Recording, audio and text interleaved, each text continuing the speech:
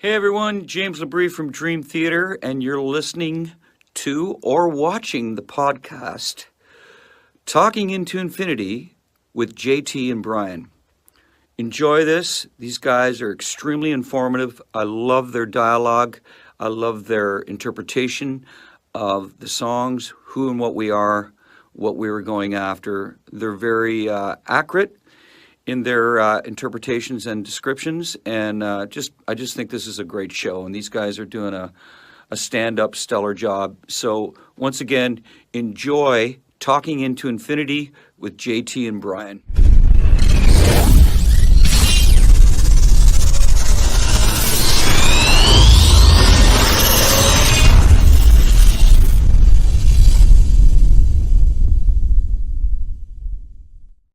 What's up, guys? Welcome to a special bonus episode of Talking into Infinity, a Dream Theater-centric podcast. I am your host, JT. It is, as I burp, 11:05 p.m. on August 25th, 2023. It is the 35th anniversary of the release of And Justice for All, which I consider to be Metallica's greatest record, if not the greatest metal record ever recorded. For me, it's, when you think about heavy metal and all the adjectives that people use to describe metal, those are all the adjectives that you use to describe this album. And in doing so, you do it tenfold. This album is just angry. It's aggressive. It's fast.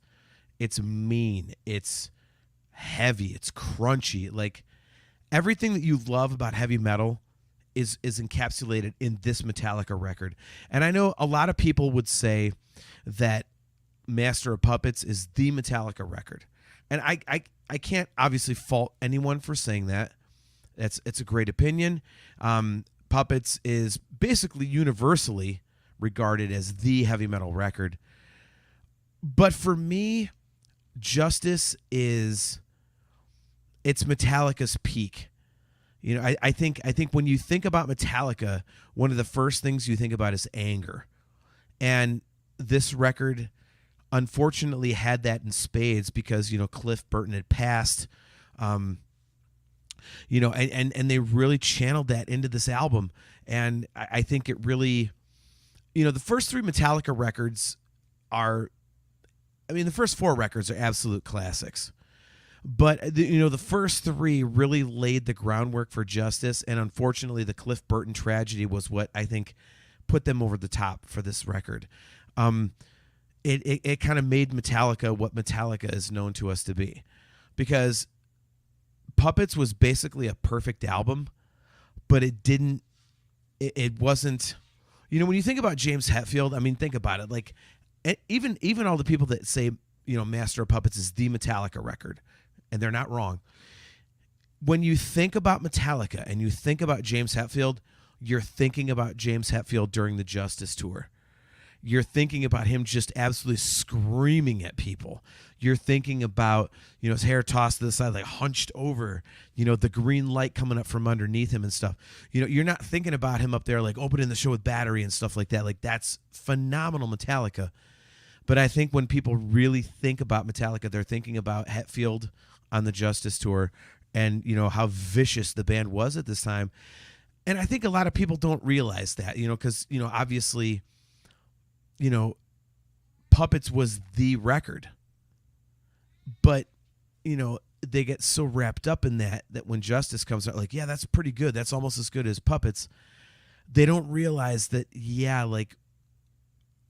down the road, when you start thinking about Metallica, you're actually thinking about the Justice lineup and the Justice attitude. So for me, that's why, this is my favorite Metallica record. I've said on the show many, many times that, this is one of the two most influential records of my life. There's Justice and there's Van Halen's 1984. I discovered 1984 in 1984. Justice I discovered through MTV and the One video. And up to that point, I was listening to Scorpions and Van Halen and, I would say hair metal, but a little bit heavier stuff like Guns N' Roses and ZZ Top and stuff like that, Motley Crue. But when I saw the one video, I was like, especially it being in black and white, I was like, what the fuck is this? And the end, like, the double triplet thing. I was like, oh my God, what the fuck? And I was 12 years old at this point, and I was I was the bullied kid. Like I was the little kid that people would pick on and shit like that. So, but I was listening to heavier stuff than most people, in my school. And so I thought I was the cool kid, and like I had that little place to hide. Well, when I heard Justice, when I heard One, I was like, okay, now I really have a place. And it really, I hate to use this phrase because it's so cliche, but it really is true. Like, I'll just say it spoke to me, like, but it really did. Like the aggression and the power and just that black and white, just stark,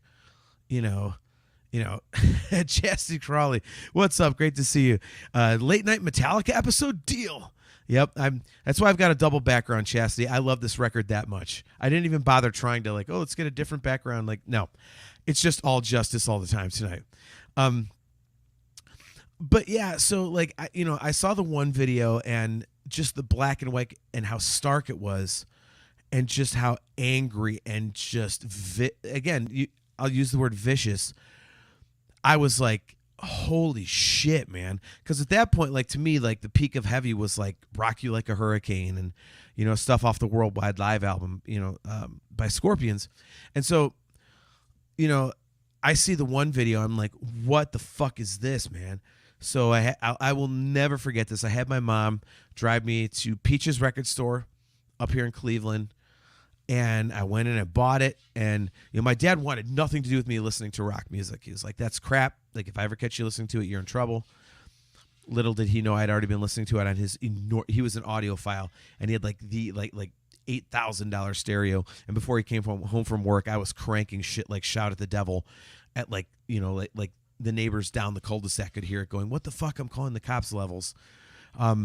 So my mom knew I was listening, and she knew I was into music that much. And so she takes me to Peaches, and I get the cassette of And Justice for All. And we jump in the car, and I put the tape in. I said, Mom, is this okay? Like, my mom is so hip, and little did I know that 7 years later I'd be taking her to Van Halen and Kiss shows, when I was 19. But so I put the tape in, and the fade in comes, for black, and I'm like, I was like, holy shit. Like, as a 12-year-old kid, like, I'm just, like, my head just explodes. Like, what the fuck am I listening to? And it just, so I was listening to it, and we drove down the road, and my mom had to stop in at I think it was a Kmart. And she goes into the Kmart, and it was right at the breakdown, where she gets out of the car, and I hear it, see your mother put to death, see your mother die. And so I was like, ooh, good thing Mom wasn't in the car. I'm a little kid, like I'm not understanding. It's just a lyric, like. But as a little kid, I'm thinking, oh my God, my mom's gonna get mad if she hears "See Your Mother Die." So fast forward, I go through the whole record with her in the car past that point, and then she's got to stop at another place. Well, she gets back in the car as I'm starting Blackened Over, and we get to that part, and we're driving, and all of a sudden it comes up to that part. I said, Mom, I'm so sorry. It says, see your mother die. I don't, and she goes, JT, I don't care. Like, just listen to your music. And I was like, fuck yeah, Mom, it's cool. So that's one of my very first memories of the Justice record. And from there, I burned out. I can't even tell you how many copies, original copies. I made copies off my boombox where you could copy cassettes back then, and it really changed everything for me. It was, it was one of those things like, when you're used to listening to stuff like, let's say, Van Halen and Scorpions and Sammy Hagar and Motley Crue, very straight ahead, and then I hear Metallica, especially on the Justice record, which is, to me, by far their angriest, most progressive album. It was just mind-blowing. And from that point on, like, I went down the Metallica rabbit hole to the point that, I would put my Metallica trivia knowledge from their years from 81 through about 93, 94. I would put my Metallica knowledge up against almost anybody. Like when my parents got divorced and we moved out of our house in 95 and we did a garage sale. Metallica had they had Load out, but I didn't count that as a record at the time. So to me, they had 5 records out: Kill 'Em All, Ride the Lightning, Master of Puppets, and Justice for All, the Black Album. And so they had 5 albums. Well, I had 45 Metallica CDs at that point. I had the B-sides, I had the imports, I had the CD singles, I had any kind of thing you could think of. I had it. So basically, it was on average per Metallica record, I had 9 different things per record. And I had books about them. I had magazines about them. I had posters. And I to this day, like, I can out trivia pretty much almost anybody, I would say, from the years like 91 through about 93, 94. And the band meant that much to me. It was, for those of you guys who are fans of the show, obviously it's a Dream Theater show. You know how much I love Dream Theater. You know how much I love Van Halen. Back then, it was Metallica was on par with both Dream Theater and Van Halen. Obviously, as you know, Kale, good to see you, man. He says, been on long, just on break at work. No, man, 11 minutes. So I'm basically just rolling. But yeah, not too long. So good to see you, man. Thanks for tuning in. But yeah, like I to this day, like, I can out trivia basically anybody on that era because it meant that much to me. I was so invested in it. So, Justice was my gateway. And from that point, I went to the library and I got, Garage Days and Kill 'Em All and read and all this other stuff. And, there were magazines and everything. And the whole thing started with Justice. And something about that record, it just absolutely, it was, and to this day, it's like, because sometimes like there's a record that will influence you, and you're like, when you're younger, and you're like, oh my God, this record is like everything I wanted, but then you go back to it years and years later, and you're like, yeah, I understand why I was into it, but I'm not into it now. Like, for me, it's not like that with Justice. Every time I go back to Justice, I'm like, fuck yeah, dude. Like, I totally get it. Like, this is why I love this record. Like, there's just something about it that is just absolute perfection to me. And, if I took my green screen down, I've got their $200 box set, the big giant goddamn thing, which weighs a ton, by the way, and it's beautiful. If any of you guys have ever thought about getting that deluxe box set of And Justice for All for $200, run, don't walk. The amount of stuff in there is unbelievable. It's so worth it. I've got Justice, and I don't know if you can see it, but you really can't. But anyways, over there's Justice and 1984 and Operation Mindcrime hanging up on my wall. It's just absolutely, again, Justice and 1984 are the 2 most influential records of my life. And so when I saw, today was, the anniversary of it, although some people will say September 6th, September 7th, you can go look that up online. It's a big controversy. But when I saw that today was the 35th anniversary, I was like, son of a bitch. And I was like, you know what? I can't not talk about the album. And, coming up on a future episode at some point of, the show, we're going to do a deep dive into And Justice for All, because it is one of my most influential records, as I said. But I also think, even if it's not like influential for people that, are into, Dream Theater and, what Brian and I talk about, it's just a great fucking record. And I think people want to talk about it. And I think they'd be interested to jump in and kind of give their thoughts, because, top to bottom, it is just an unbelievable fucking album. There's obviously one is, the centerpiece and, but, for me, Blackened has Michael, what's up, man? Good to see you. He says, what is this? True Metal Soldier, John. Yeah, well, dude, it's the 35th anniversary of And Justice for All. I got to talk about it, dude. So, Kale, I do have to ask, you said, I have the same thing with Death Magnetic. Explain, like, your relationship with that album, because I don't think a lot of people would say, like, yeah, Death Magnetic's my shit. So, Um, but yeah, I mean, obviously one is the centerpiece, but then, I mean, Blackened, which is my all-time favorite Metallica song, when the record starts off with that, you're just going to get kicked in the fucking face. And then when you look at the track listing and you see two songs that are like 9 minutes long, you're like, what the shit is this? And Justice for All, the song is fantastic. And then you get a little bit of a breather with Eye of the Beholder because it's, a little more in the pocket. It's a little more straightforward. One, obviously, is just, I know it's overplayed and whatnot, but it's just, guys, like, go back and listen to one. And especially, like, I know this is a cliche thing to say, but check out the And Justice for Jason version of the record on YouTube. It's where you can actually hear the bass. And check out one. It's an untouchable song. It's so fucking good. And then, that was the end of side one. And then you get, you flip over the record. You're like, oh my God, like, what the fuck, dude? Like, your head's blown off. And you go, short of straw. It's like, okay, we're not stopping. And then you get Harvester of Sorrow, Frayed Ends of Sanity, like, and the instrumental To Live Is to Die, Cliff Burton's last credited lyric, if I remember right. And you're like, oh my God, like, what is happening?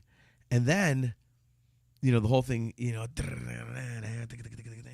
Dyer's Eve, it's just, give me a fucking break, dude. Like, the album is unrelenting.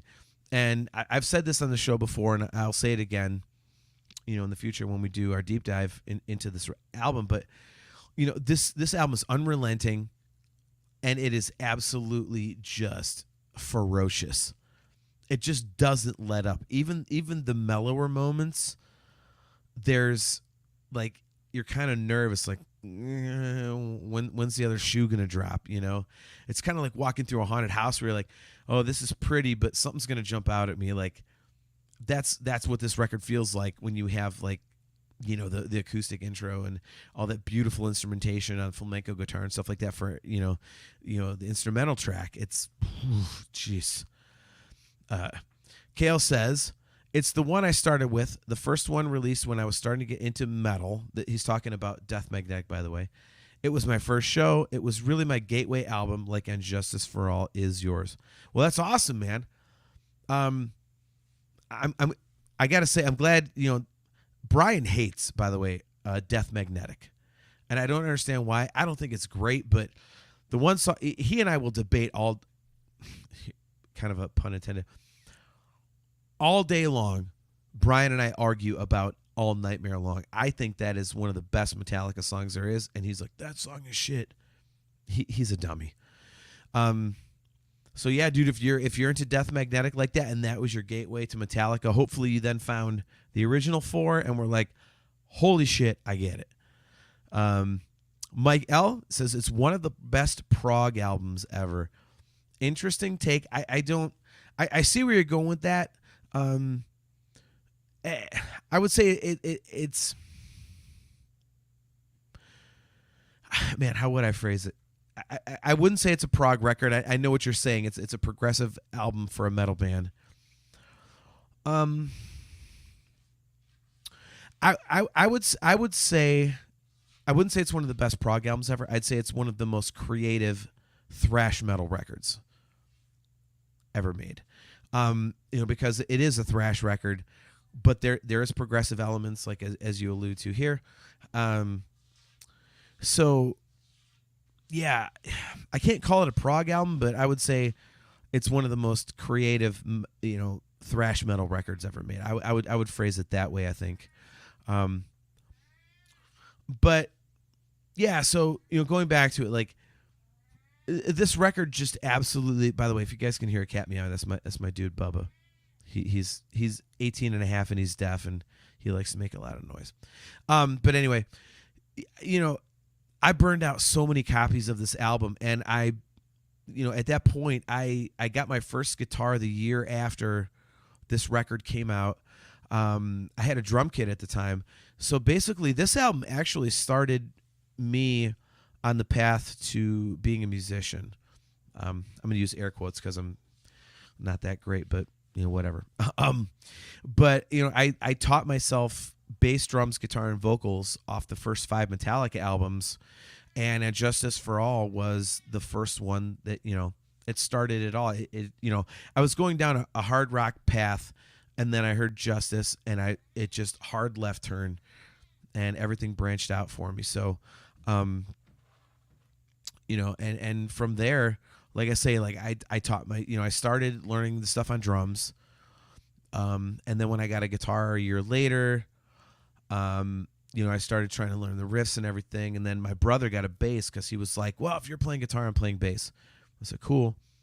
Well, when he was at school, he got home a little later than I did, which was weird, but because we were in the same school, but and I was playing the guitar and stuff, but then I started plugging his bass in, and I loved like the heavy low end of it, so I started just playing the bass with it too. So I started teaching myself bass, and I think that's why like I kind of gravitated towards bass, originally, because I just loved. I didn't have to play chords. I was always more interested in moving around and putting on a show. Like Eddie Van Halen's always been my influence, as you guys know. And I always wanted to move and just jump around. And I couldn't do that playing guitar, especially, doing like, precision thrash riffs and stuff. But playing the bass, like I could move and get around. So, that's why I picked up my brother's bass. And eventually he's like, "This is bullshit, man. Fuck you." Like he was all mad, like just gave me the bass. So then I had bass, drums, and guitar. And then I just started singing along to stuff. And that's kind of how I learned how to sing too. So for the first several years of me being an original band, people would laugh at me because I used to end all of my phrases with, "Ah." I'd be like, "Yeah, sing a lyric, ah," because I was so used to listening to James Hetfield. So yeah, this record really influenced basically everything for me. And when I really look back at it and I think about my stage presence and the songs that I've written, again, which are nothing. I'm not trying to like, I wrote all these songs, but I've written quite a few songs and released some records. And when I look back on it, you can really see, at least to me, knowing what I, know about where my influences are. It's very clear that, my 2 main influences are Van Halen and Metallica because, there's a lot of melody and stuff, but there's a lot of ferocity in it. There's just an energy to it. And and Justice for All and Metallica gave that edge to what I was into. And it's this record just is so influential to me on so many levels. And I think the one that I always come back to is, again, it came out when I was 12, and I'm a big fat fuck now, I'm like 240 pounds or whatever. But, back then I was like a 120-pound kid, and, I was in honors classes and stuff, and, doing my school thing. And I was listening to stuff way heavier than my classmates, but I was always getting bullied and stuff and ripped on. And so when I would put my headphones on the bus ride home, and these idiots are listening, I knew they were listening to like garbage, like White Snake or some stupid bullshit like pop band or whatever was popular. And in my head, I'm hearing "Show the straw, challenge liberty down by law," like just spewing fucking rage metal in my ears. Like it built me up, man. It was kind of like a suit of armor for me. It was my escape. It was, I'm tougher than you. Like you can try and kick the shit out of me and dump my books and fuck with me at my locker and all this kind of stuff, but I'm harder than you, dude. Like I'm tougher than you. And so it was, it was basically for me something that I had that no one else did. And it was really cool because, when I hit junior high, like a year or two later, I took a shitload of art classes. I've always been in the creative stuff. And man, like I all like the burnouts, like people consider them burnouts and metalheads, whatever. Like I was a nerdy kid, terrible hair, acne everywhere. But they gravitated towards me, and I gravitated gravitated towards them because I was like, dude, like, one of them caught me with Rust in Peace, out at the table, and we were doing like, you listen to Megadeth, and I was like, fuck yeah, I listen to Megadeth. So we got to talking, and all of a sudden, in art class, I was the cool kid with all the fucking heavy metal dudes because I was listening to fucking heavy metal, whereas outside of art class, I was just that nerd. So Justice for me was it was a suit of armor. Like I said, like I don't know how else to phrase it. It was it was my escape place, and people say music makes them feel like this, it makes them feel like that, and going through this rough time in my life, and it's got me through and stuff like that, and for me, Justice is that record, because it was me being bullied, and when I would listen to this album, I was like, no, I got this. Everybody else is the pussy. I'm not the pussy. They are. And to this day, when I listen to it, I can feel how I felt back then, and it's a great thing because I remember riding the bus, listening to it, and I just remember feeling like, yeah, like it just channeled something in me, and to this day, like it's so visceral. The way that I fucking feel about this album and the way that it made me feel back then, like, and it's never changed.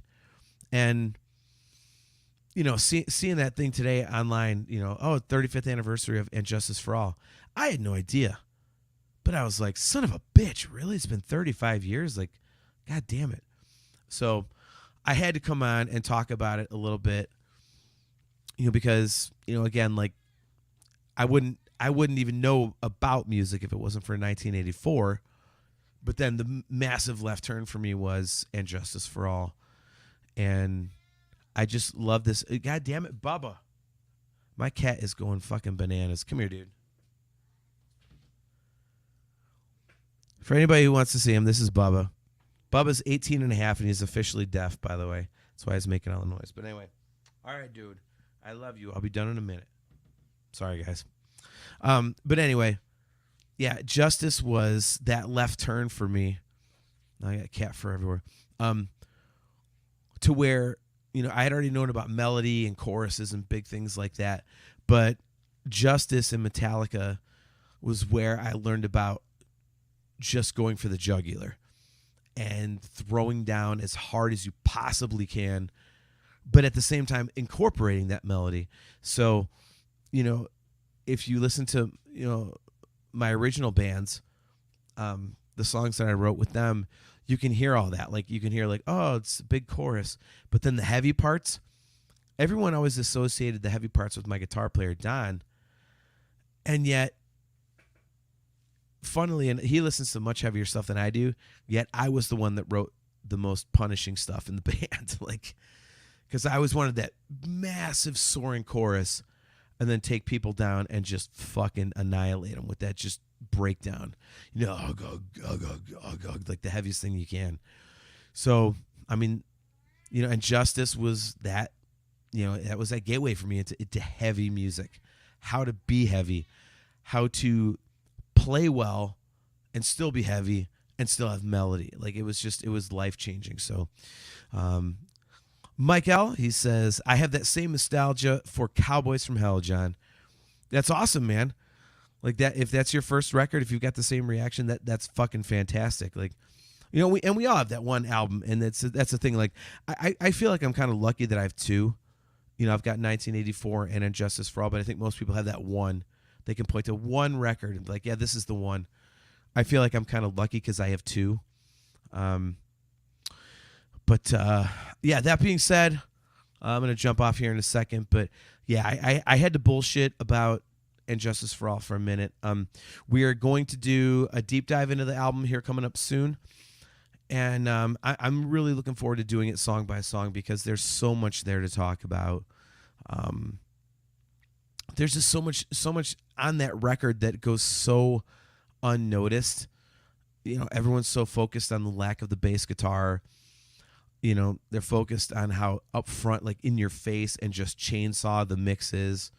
And they kind of overlook the fact, I think, sometimes that, going back to what I said right at the outset of the episode, dude, the adjectives that people use to describe metal, but more importantly, the adjectives that people use to describe Metallica, all of those are on display on Justice. Anger, speed, attitude, everything. Like, if you think about Metallica, again, you're thinking about James Hetfield just going to town under a green light with that white, Explorer with, eat fuck, written on the bottom corner of it. Like, that's what you think of. And that's the Justice era. It's not Master of Puppets. That's James during Justice. So, that's all I got to say, man. So, all you guys, man, Mike, thank you very much for tuning in. Kale, thanks for tuning in. Chastity, great to see you again. Obviously, Kale and Chastity will see you live on the show on October 19th for Octavarium in the Octagon. So, Kale, you better start taking notes because Chastity's already taken hers. She's probably got like a whole leaflet full, which is beautiful.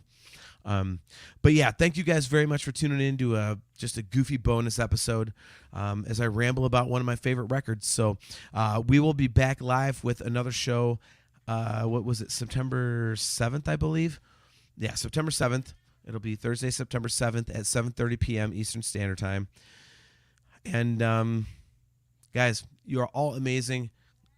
And as always, guys, well, actually, before I say that, I'm going to go take care of my cat. Bubba's awesome, but he is an asshole. I love him. All right, man. Guys, as always, we'll see you next time. And Carpe Diem.